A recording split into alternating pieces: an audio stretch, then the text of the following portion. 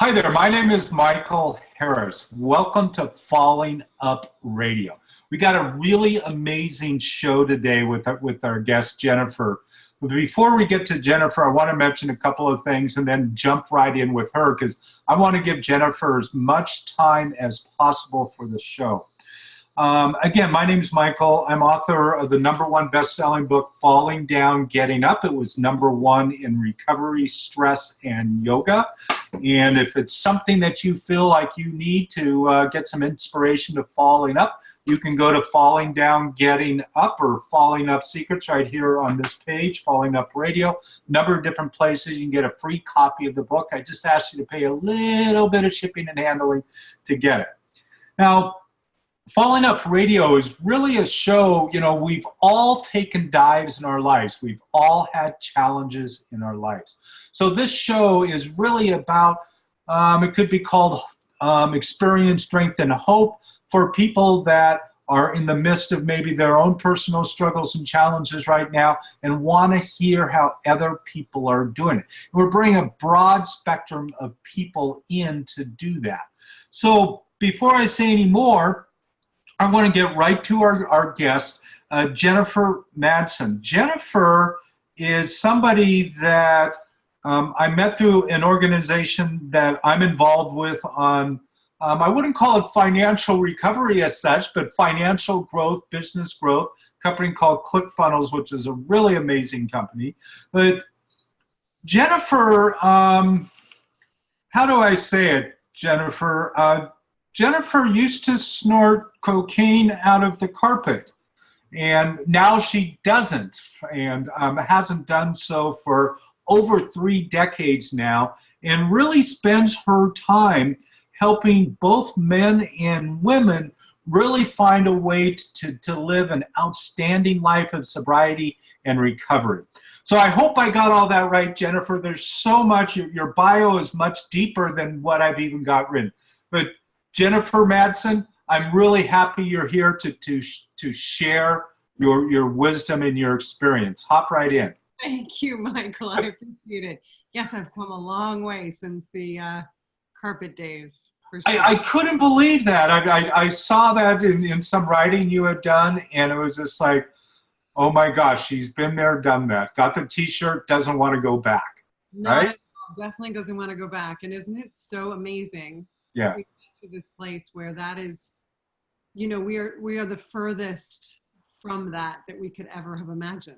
Yeah. I am furthest from that woman that I ever could have imagined. Yeah. So tell me and the listeners, what happened in that moment with the carpet and where your epiphany came from, where it's just like you couldn't do it anymore. So that was happening at a time in my life when I had gone back to Florida. I grew up in Florida. The drinking started when I was 13, about 13. It accelerated around about the time that I was 16. And then I went to school for a year, college for a year, moved to New York City, tried to pursue a dance career. But the momentum of that addiction was just gaining speed. Everywhere I went, I just found more and more. So by the time I crushed my dance career with the addiction stuff here in the city, I went back to Florida for a period of time. And during that time, it really was the worst of it, Michael. It was the 24/7 train, where I was drinking first thing in the morning until I could get enough to stay in me to then get off to the races and do whatever other chemicals during the day to keep me at a level. And then, the high, the cocaine, the whatever in the evening. So it was just always finding something. And I was going through that for a few years because I moved back to Florida and I was teaching dance and waiting tables and singing in a band and all these things that really were just choices that I could make where people would support my lifestyle, support my addiction. When you're singing in a band and even if it's a dive bar, people want to give you things, including cocaine and these other things. So what happened? I've heard that before, yeah. It's true. It's very true. And so what happened was that even in the midst of the worst part of my addiction, my family, while they had not cut me off, they definitely had made some very clear boundaries for themselves about like how close I was allowed to be. They stopped giving me money. They were like, there's plenty of love around here, but if you can act like a human, which I had some difficulty with for a long time. They finally are the ones that suggested that I go back to college. And so I left Florida. The Cocaine in the Carpet story, which is in the Women on Fire book 2, anthology of women's stories. That happened about, if I can recall, my memory from then is a little sketchy. That was about a year before I went to school, but back to college in South Carolina. And I got sober 3 months after I hit town. I was just shy of my 24th birthday. Wow. So how many years of sobriety recovery do you have now? 33 and a few months. 33 years and a few months. Wow, that's huge. Congratulations. Thank you. I'm very big kudos to you. Thank you. Yeah. So keep going. Tell us your story. Tell us more. Yeah, so when I went, it was so interesting. When my parents suggested, like, how'd you like to go back to college? Because they saw what a hot mess I was, of course, but they, I was able to hide a lot of where the mess was coming from. I was able to hide from them the addiction part of it. They just knew that I wasn't well. They knew that I wasn't moving forward. And so when they suggested that I go back to college, I am certain that they felt like, maybe this is the saving grace. Maybe this is the something, the whatever, but it was not addressing my addiction because they didn't know that's what the problem was. I knew that it was. And so when they said, how'd you like to go back to school? I thought, gosh, maybe I can get my act together. But it wasn't from the standpoint of like, I'm such an alcoholic and a drug addict that I really need to go get help. It wasn't that clear to me. Mm-hmm. I knew what a wreck I was, but the solution wasn't that clear. So somehow, as had happened many times in my life, I got into places like New York City when I came here to study dance, like amazing, global dance programs, like college again, because I almost flunked out the first time. I have no idea how I made it in the second time. Mm-hmm. I was like allowed admission again into this place that I had no right to be there. My grades had sucked at the other college I was in. Somehow I got in.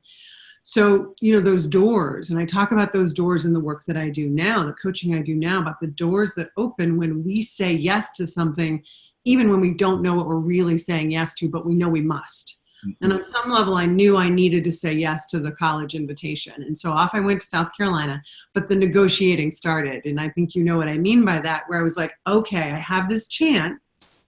Mm-hmm. So I'll only, I won't smoke weed except on the weekends. And the heavy stuff is for the weekends. I'll only drink this kind of alcohol during the week, like all of this negotiating around my addiction. And all went to hell inside of, 10 days. Oh, it took that long. It took 10 days. Exactly. I was really trying hard to manage it. And then really soon after I hit town, I remember waking up at someone's apartment and being so new to town that I didn't know how to get home. I didn't know where my home was. And that I had to like figure that out. But even that, what we know in recovery is that it takes what it takes. And what may seem like enough to someone else, it's not that logical. I mean, enough is only enough when it is. And it, as we know, can get very, very bad. So, well, like addiction and alcoholism has often, I've heard it described as the disease of moreism, always wanting more. 100%. I mean, one is too many and 1,000 never enough is a phrase that we hear. And so, so I found my way back to my dorm, to the college. I was attending bar on campus during that time. Now, the interesting thing is that my mother had gotten sober the year before I went to college. And I remember visiting her in treatment. And I was still drinking heavily, and I had to smoke enough weed on the way to visiting her at treatment that I wouldn't throw up from drinking so much from the night before. And I went into this treatment center. It was on Thanksgiving that year, and I remember just shaking and just feeling so awful. And my mom had been gone for about almost her 30 days at that point. Michael, she came walking out into the lobby where I was. And I literally looked and felt like death. Mm-hmm. And here came my mom, and she looked more beautiful, more at peace than I had ever remembered seeing her. And I remember at that point thinking, they're just having this cognitive dissonance, what is wrong with this picture? Why does she look so great? I feel like hell. I got to leave, get to leave. She has to stay. Really, really crazy. Could not make sense of it. So did you want to stay there at that time? I was horrified. I was horrified that because we're kind of selfish and a little narcissistic. We're in the middle of it. I wasn't. I was horrified that I had to go see my mother in treatment on Thanksgiving. Horrified. Yeah. Like, poor me. And so, but again, not making sense of the fact that something was working in her life. But a year later, I'm at school in South Carolina. I'm like just an absolute wreck again. And I wake up one Sunday morning after attending bar the night before and then going to a party at a friend's house. Nothing particularly earth-shattering that happened the night before. Another Saturday night of complete crazy excess, blackout kind of, that wasn't unusual. But I woke up that particular morning and there was a hole in me that the wind blew through very, very strong. I just was so scared and so empty and so, I didn't know what to do. I called my mother. Again, I was 23. I called my mom and I said, Mom, and I was sobbing, just out of control. Of course, she's worried, sick. Oh my God, what's the matter? What's wrong? Are you okay? I said, my friends drink too much and I can't drink anymore. Mm. And she chuckled a little bit, and I thought, what the hell she's laughing about, because I'm out of my mind. But she said, it's going to be okay, honey. Maybe you should look into the 12-step programs that are there for the children of people who are alcoholic, and get in the phone book. This is a long time ago. Find the number, call them up, and see if you could go to one of their meetings and get some answers. Mm-hmm. And so what's really funny to me today was that at that point I was like, oh, that's the answer. I'll go figure out why everyone else drinks the way they do, and then my life will be fine. And for the next 3 days while I was bartending on campus, wine glass in hand, I was telling everyone who would listen about how I was going to save the world, solve all my problems, because I was going to go figure out why all of my friends and family drank the way they did. So I call up the number for this particular meeting, and I get a hold of this man, Gary. I'll never forget him. And I said, Gary, my name is Jenifer, and my life is out of control because my friends drink too much and I don't want to drink anymore. And he laughed. I thought, I don't know what's so funny about all of this these people find, but I said, and I need the 12-step meeting for families of people who drink too much so I can figure out my family. He says, okay, fine. Come down on Friday night at 6:00. We are the last house on the street next to the railroad tracks. Don't miss the irony in that. Yeah. I thought, perfect. Friday, 6:00, right down the road from my dorm. Off I will go. 2 days later, I'm sitting on that was Monday, I called them. On Wednesday, I'm sitting on my dorm room bed going through my mail, and my mother had sent me the young people in alcoholism pamphlet that talks about if you can answer yes to certain 20 questions about your use of alcohol, abuse of alcohol, chances are you're alcoholic, and here are the answers or potential answers.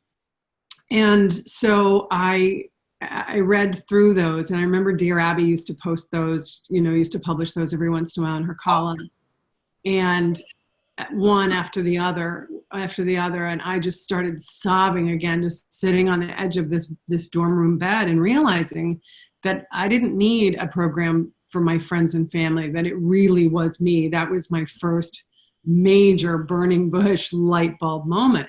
Well, let me ask you about the 20 questions. How many of those did you answer in the affirmative? All of them. All of them. All of them, which was why I just was so out of my, I knew I'd seen the questions before. I had either not been willing to answer them honestly or brushed them off as completely not for me. In that moment, Michael, I read through every single one of them and answered yes to them because that was the truth of it. My life was completely out of control. Yeah. And so I called the same number back and I got the same thing. Gary was there again? Same guy. Gary's was, I don't know if Gary's still living. Gary was a police officer, and I'm thinking, when does this man ever like police people? Because clearly he spends some time on this hotline. Hey, Gary again. And I said, Gary, my name is Jenifer. I spoke to you. He says, I know, you talked to you a couple days ago. I said, well, it's not about my friends and family. It's about me. And he kindly chuckled a little bit and said, same house, end of the street, next to the railroad tracks, 7 p.m. on Friday. And so I went down the hill on that Friday, September 25th, 1985, and walked into my first 12-step meeting, shaking, crying, shaking so hard I couldn't hold the coffee that they gave me. Mm-hmm. Literally, this woman who very grandmotherly like kindness to her. She and Margaret and JV, they came to my wedding many years later. She tried to give me this coffee, and then she was like, here, I'll just take that. Let me just help you with that. She took it right back from me because I was about to wear it.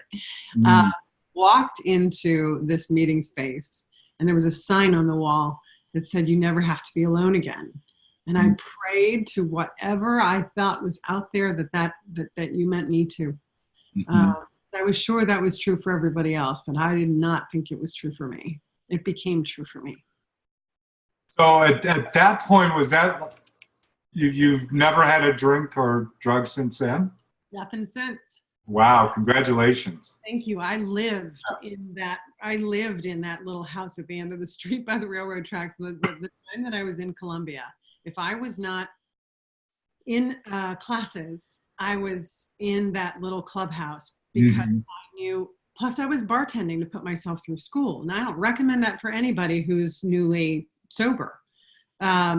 It was fine. It worked out fine for me. I didn't drink on the job. I mean, when I put it down, I put it down. I haven't picked up since. And so how long were you in the bartender job once you stopped drinking? 4 years. Wow. That's a long time. And trying to make a living. And it was a college town. You know, that was one of the jobs you could get that didn't require much. And I'd had a lot of restaurant experience up to that point. And you probably got some pretty good tips. Yeah, because I was the only sober one in the room, and I took really good care of people. Yeah. So from that point, from that meeting and seeing that sign on the wall, you never have to be alone again. How'd you change your life? I mean, what epiphanies came along the way? Well, it was so interesting, right? Because again, I was young, and there are a lot of people who have said to me that have heard my story. They're like, you got sober when you were 23. How bad could it have been? Half dead was bad enough. Yeah. Half dead was bad enough. And that's exactly where I was when I came in. Yeah. The good news is that I started to clean up pretty quickly, right? Now, my mind was still bananas. But physically, you know what I mean? Like physically, my eyes got clear again. My skin cleared up. I looked better. And because I had this theater background and I was young and I was in recovery rooms with people who were a good bit older at the time, you know, back then, there weren't a lot of people my age who were putting it down. I performed my sobriety for the first couple of years until God, the universe could take over and I got a real ego reality check about 2 years in because, you know, I would go to meetings at that point. I would go to these recovery meetings at that point, and I could just spout off everything I had like memorized all the material. And I had lots of people who'd been in recovery for a long time who took me aside and were like, you really don't know anything at this point. You might want to stop talking and maybe start listening. And they didn't do that so nicely, actually. There was one woman who scared the living crap out of me when she gave me that message. But I started listening. And I started listening to what was happening in other people's lives and how they were making it forward and what they had been through, and really looking and listening for those similarities, even if they were 62 and I was 25. Yeah. And the more I did that, because I was in recovery meetings and workshops and conferences like all the time, because first of all, I didn't trust myself to be anywhere else for a very long time. And then it grew on me from a community perspective. Like, I found out so many friends of mine that I met through my recovery that were funny and smart and, fun. So as I had the support of those people, my foundation of my recovery, I got the courage and the confidence to branch out into the rest of the world, which is what I teach now in the Next Step Sobriety courses, because there came a point where I knew that I needed to take that foundation, that learning and everything I'd been given into the world, into life. Because otherwise, I just knew there was more than just not drinking and not using. Yeah. And again, there were a lot of people who saw a lot for me that I couldn't see for myself in the beginning. And I just believed them when they said, the sky's the limit. You can do whatever you want. So the first job, like real job offer that I got after college, after I finally got out of college, I was about 5 years sober, and I got this sales job with a dating service company. Now, this is way before all of the internet, swipey stuff, right? So it was a matter of meeting with people one-on-one and having this very heart-to-heart conversation. You became a matchmaker. I was, yeah. Yeah, and I was great at it. It turned out I was great at it. And what came with that was that I started making money. The problem was I hadn't yet formed an identity in recovery of being grown up and good with money.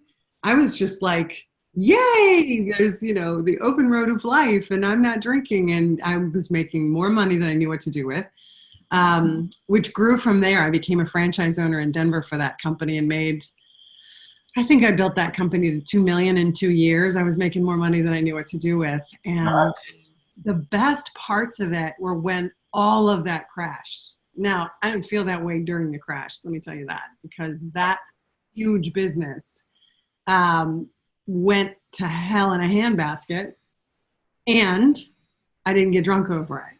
I didn't use over it. That was one of the biggest lessons of my recovery, that I could have that much success and that far of a loss, not use over it. And if that were the truth, then I could do anything. I could go. Did you ever think about using? Did you ever want to use through it? No, I was in a hell of a lot of pain. But what happened, actually, I should probably fill in a little bit of the blanks on that first couple of years. As I mentioned, I was very ego-driven in the very beginning. And so there was a lot of performing going on. About a year and a half into my recovery, I was in a very small town in North Carolina with my dad and my stepmom. She was there to get her master's degree. And she would get me to the 2 meetings a week that they had in this tiny little town whenever we could, but I had a lot of time on my own.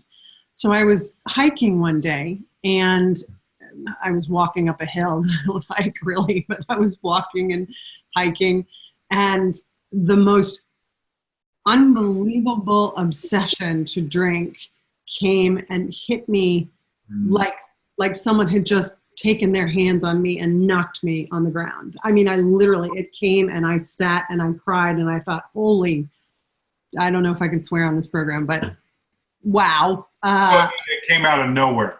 It was out of nowhere. Like, I had not had any of that for a year and a half. And here it was for no particular reason. And it scared the crap out of me. I sat down on that earth. I cried. I prayed to whatever is out there. I remember clear as a bell, Michael, because so many things in my life since then have been gauged by that moment of truth, is what I call it. I prayed to whatever was out there and said, take this I can't do this. I'll do this. I'm supposed to do, I can't do that addiction part. And that so never had a desire to drink or use since then. No, that was my spiritual experience. That was my gigantic, and the decisions that I've made since then, again, I called that then, and I call it now, my moment of truth, that moment of pure surrender. Because what I had done before was I had decided to go into the rooms. I decided to put down the drink. I decided to do the work of becoming a functioning member of society again. But until my ass got thrown on the side of that mountain by that lightning bolt, that was my surrender moment. And so I've been at points in my life now with business and relationships, with money, whatever, where there's a very pivotal thing that's happening for me, and I look to make a decision or surrender to something, to an idea or a yearning, if you will. I think about it in terms of whether or not it's a moment of truth. Is it a fun idea, or is it a real moment of truth? Mm-hmm. So I have that as a gauge, and I am more grateful for that than I know how to say, really. Yeah. So tell us, you mentioned Sober You and a couple of other things that you're doing. Tell us a little bit how you got to the point in your own recovery and sobriety that you wanted to do this next step. Yes. So I started Next Step Sobriety and Next Step Sober You last year. Although I had started writing for and communicating to the recovery community through my books many years before that. Yep. But even before the books, in 2003, I had been, I had the dating service business, made a bunch of money, it crashed. My husband and I, now ex-husband, and I kind of rebuilt, got into another business, and I was really having this, not crisis of conscience per se, but really knowing that I needed my life to be about more than steps and meetings alone could do for me. I needed more purpose and fulfillment in the world at large. And I needed to learn some very special skills about that are not taught in recovery rooms. Mm-hmm. But I didn't know where to go. And it was very soon after that, again, a moment of truth. I am ready for this. I opened my heart to it. The next thing I know, I'm at a Tony Robbins event, walking on fire. And in the meantime, I had started my coaching business. So this was 16 years ago. And I knew that I wanted that business to be about helping people close the gap in very important parts of their lives. I'd done it in the relationship realm. I had done it for people with money. I had done it in recovery as, sponsoring other people in their journey. I knew then I wanted to branch out. Well, what happened was that I started this coaching business, and it turned into an executive coaching path because some of my earliest clients were from the corporate arena. And were they people that were sober that were in corporate, or they just happened to be in corporate? They just happened to be in corporate. They wanted my assistance on closing the gap in their lives. They liked my story. I didn't lead with my recovery story, but they liked the sensibility of what came from some of those messages. Mm-hmm. And so the executive coaching business really took off over the last 15, 16 years that I've had that. During that time, when I hit my 25th anniversary in recovery, I wrote a book of meditations called Living the Promises. And that was kind of a side thing. It was really, I was just called to do that. I had been writing. I'd recently gotten on Facebook right before. Frankly, the people on that page, which still exists, we started in 2009, helped me build that book. They gave me feedback. They were an amazing focus group. And then the page itself grew by leaps and bounds after that point. Mm-hmm. I had to put that focus a little bit on hold. I got divorced. I moved across the country to come out here and serve more of my executive coaching clients. And then last year actually, in the organization that you and I have in common, mm-hmm. I sat in this giant arena thinking that I was there to grow another branch of my executive coaching business, knowing in my heart that I was not having that moment of truth around that idea, not knowing what I was supposed to do with that except sit with it and allow the universe to work as it has. And the next thing I knew, somebody in one of the chairs around me talked about using this particular information from that group to help them support their work with people in recovery. And I thought, oh, that's what I'm here for, is to learn how to go back and do that. Yeah. And so since that time, I've revived the Living the Promises page. We started Next Step Sobriety, Next Step Sober You. Next Step Sobriety really is about, once you have your foundation of recovery, you're solid. Mm-hmm. I'm not going to get into the conversation about whether there's a cured or a recovered or anything else, but you've got your foundation and you are in the world, but you really want what's next for your life. And you need that guidance on the vision of it and raising your identity to support that and aligning resources and mapping all that out. That's what I knew I wanted to do. Now I do that now for people in recovery and for the population at large that wants that kind of guidance on what's next. Yeah. In particular, love is doing it for people in recovery because they've got such a great foundation.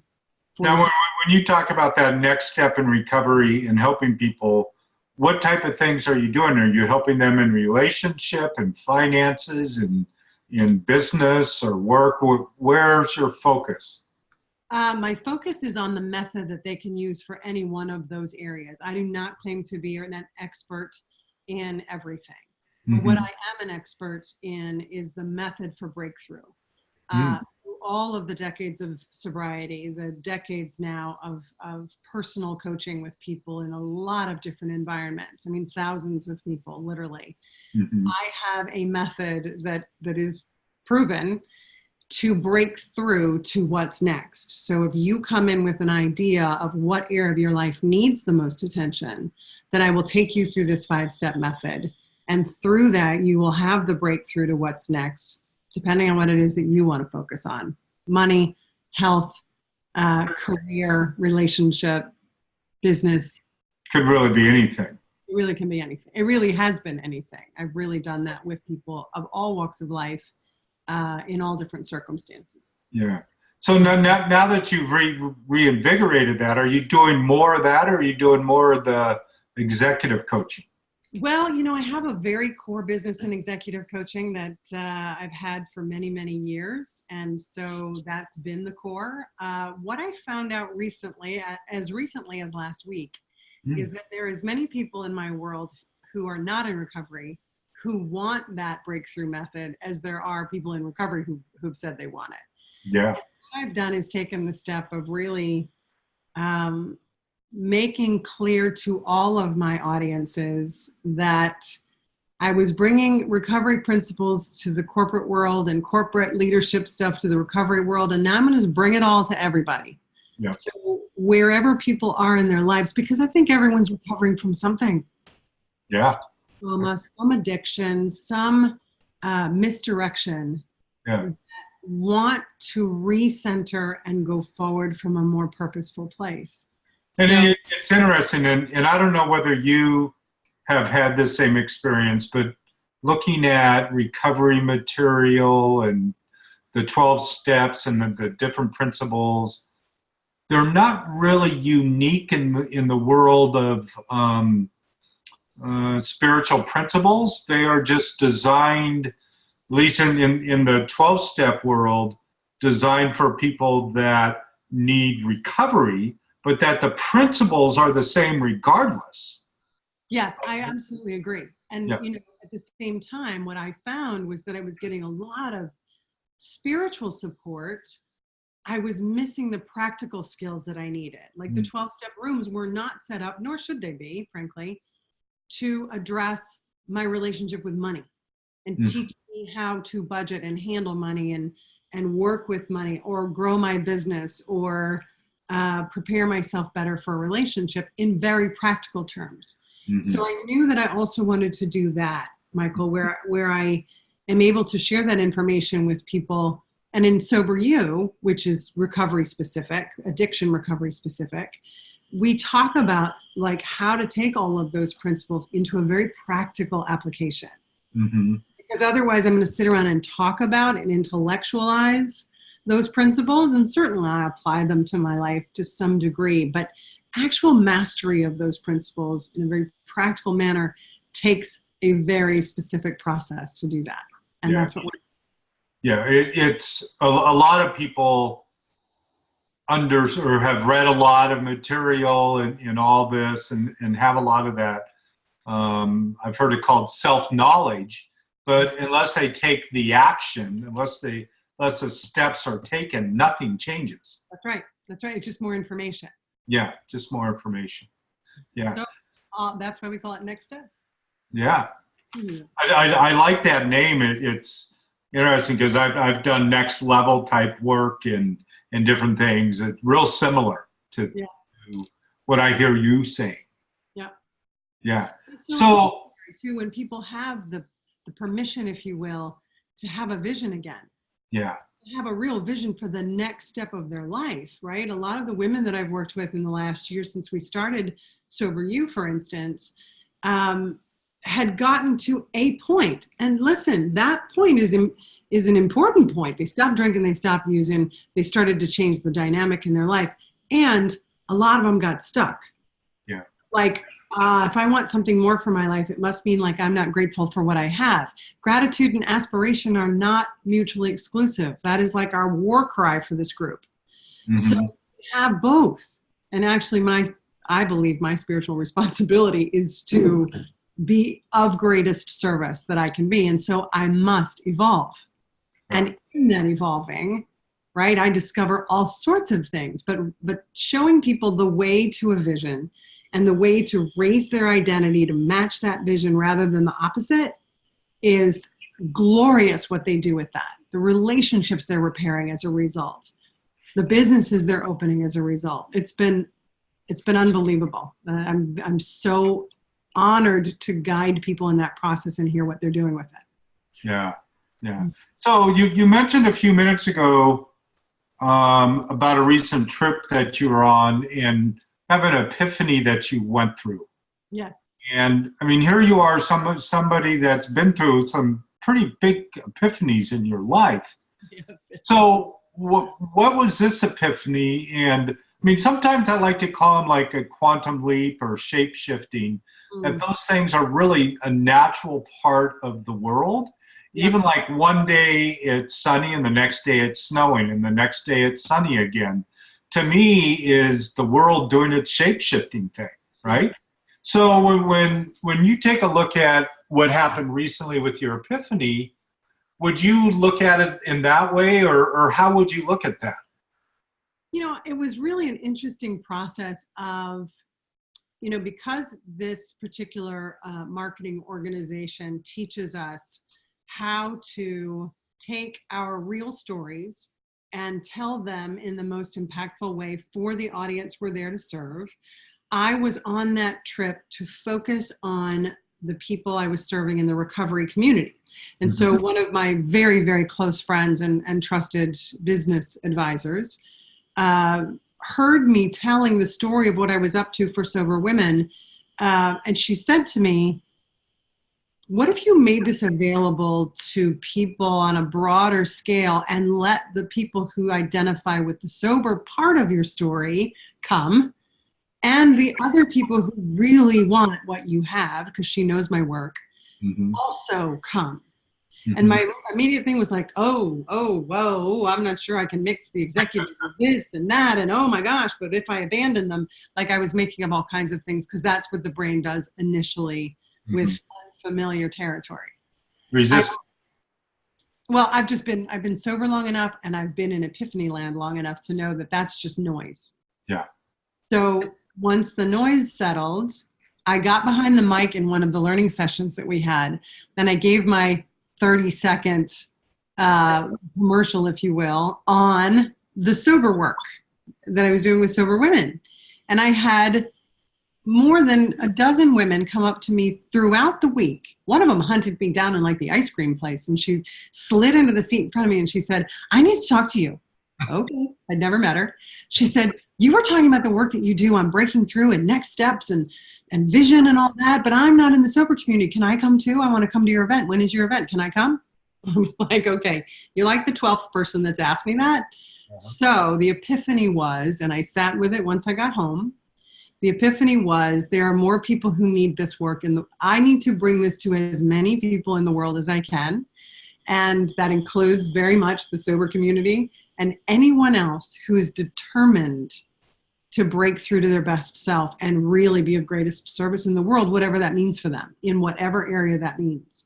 Mm-hmm. So I sent out an email to all of my people, my executives, my CEOs, my everybody's, and said, some of you know this about me and some of you don't, this recovery piece and the work that I've done over there and the work I've done over here. And now we're going to do it all together. I got some of the most amazing responses. Really? I did. So, I mean, are you planning right now like a type of seminar or workshop? Yes. As a matter of fact, we will do the Next Step Breakthrough Experience, which is a free webinar. That's going to be coming out again in February. And then which is going to talk about my 8-week breakthrough course. That goes through the whole method I was talking about of vision and identity and the practical and the profound. And it's an extraordinary course. That is the foundation of information for the Next Step Breakthrough Retreat that we'll have in Tampa, November 14th to the 17th. So November 14th. So if people want to attend, they still have time. They do. We have not launched the page yet for them to register. This all came about in the last 5 days. Wow. I love stuff like that. And it's like epiphanies. And it's like, I don't know if this is your experience with it. Some epiphanies I have this, some I don't. But it's just like, it's like there's no other choice but to do that. Right. I mean, when you know it, it's that moment of truth for me. Right. I check in when I get still enough, quiet enough, and check in, and it really lands like that moment of truth, then I must act on it. If it's just kind of a curiosity or a maybe, I'm not. Yeah. Do you meditate on a regular basis? Yeah, I do. I am a practicing Buddhist, Tibetan Buddhist of about 15 years.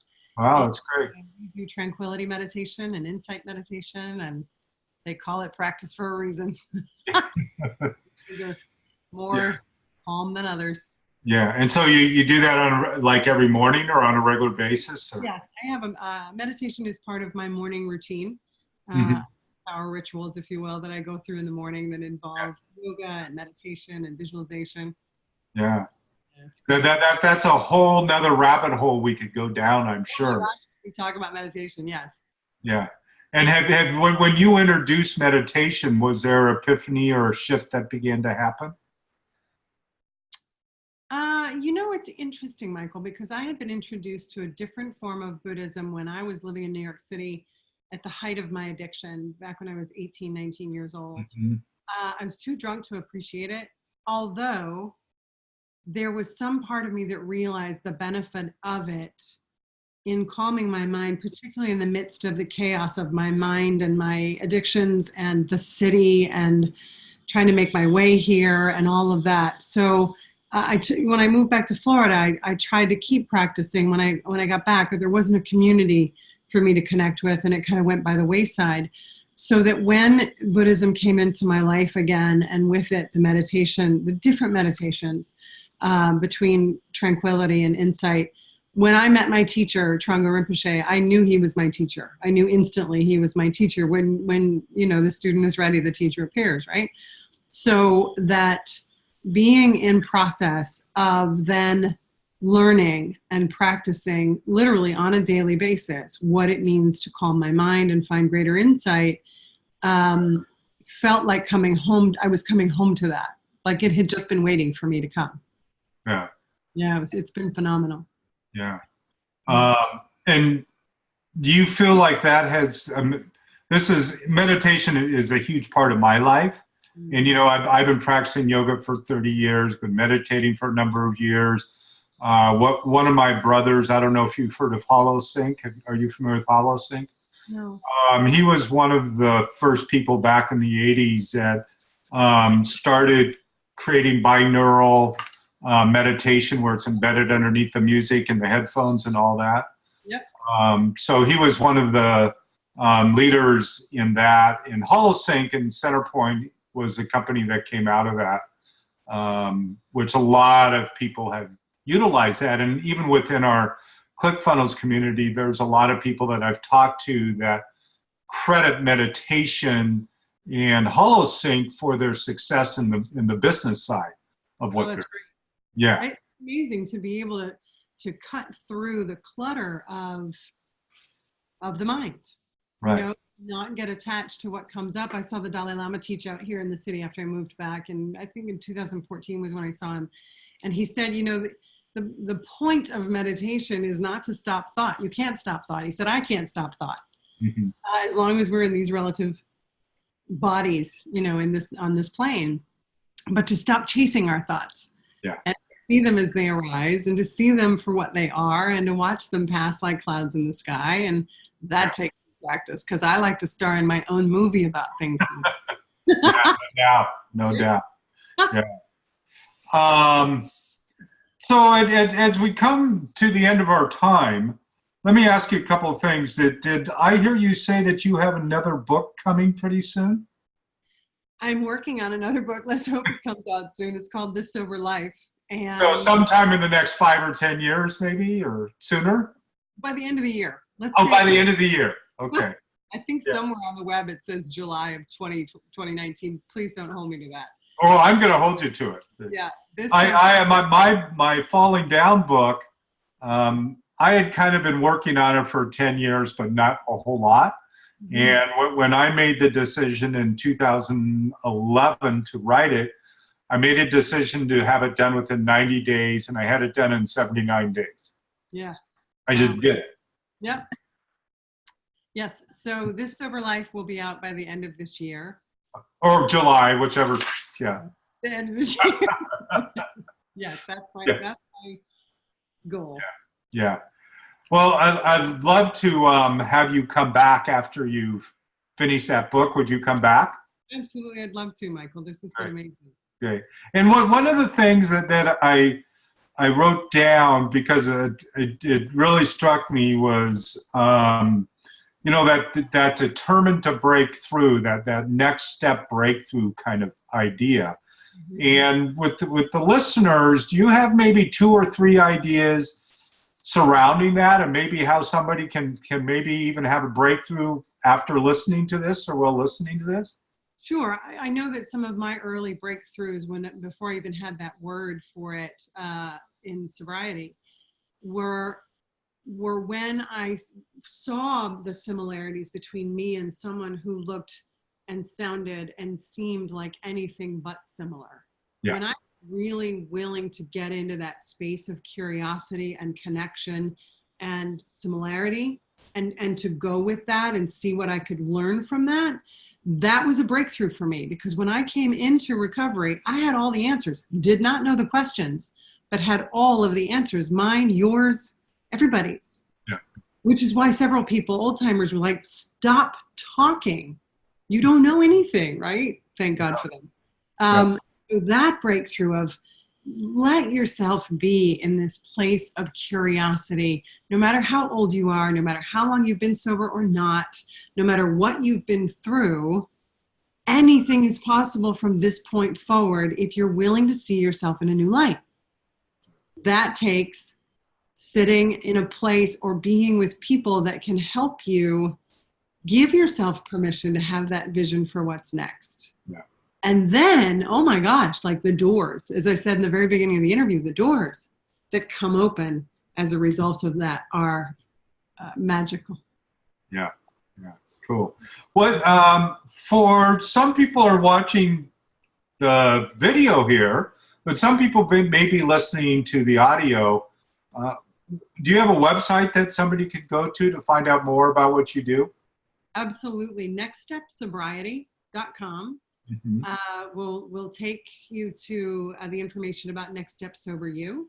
Yep. That program, Next Step Sobriety on Facebook, our page on Facebook, will absolutely give you insight into what we're talking about in that conversation. Those would be the best places to go. Wonderful. And if you are listening to this on audio, if you go to fallingupradio.com, you'll find Jenifer's episode there, and we'll have a page there with additional contact information as well, and you can go there and to find her websites or anything that might be updated, or perhaps when her book comes out sometime this year, we'll post something there as well. So Jenifer, it's been really great. There were so many things that you said that struck me, and there were so many rabbit holes that I felt we could go down and just talk about that for hours. Thank you so much, Michael. It was an absolute pleasure to spend this time with you. Yeah, so your insights have been great. And with that, again, it's, say your websites again. nextstepsobriety.com. Yep. Or you can find Next Step Sobriety as a Facebook page. Really easy to find. Perfect. Thank you for being here. Again, this is Michael Harris, Falling Up Radio with Jenifer Madson, talking about really the idea that we can break through anything, that it's never too late to fall back up and to really live an incredible life, you know, with ourselves and with others. And so take that to heart. If you took notes here, you know, maybe go back through the notes. I wrote 3 pages of notes just in the conversation here. So I learned a lot, and I hope you did too. So have a great day, and everybody, talk to you soon. Say goodbye, Jenifer. Bye, everybody. Thank you.